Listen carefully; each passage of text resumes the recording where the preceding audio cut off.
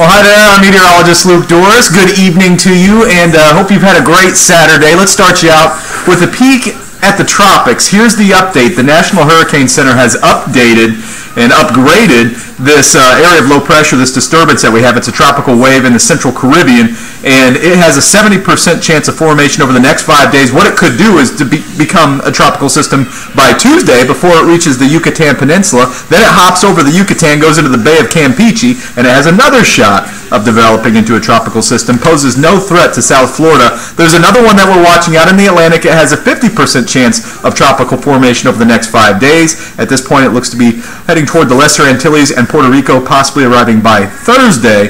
We still have a long way out to see how this one is going to behave. Of course, we're going to be monitoring that. All right, planning forecast. Sunday looks a whole lot like what you had on your Saturday. Hot, humid, slight chance for rain. Most of us will stay dry on Sunday. Rain chances pick up as we get into Tuesday of next week. Have a good evening.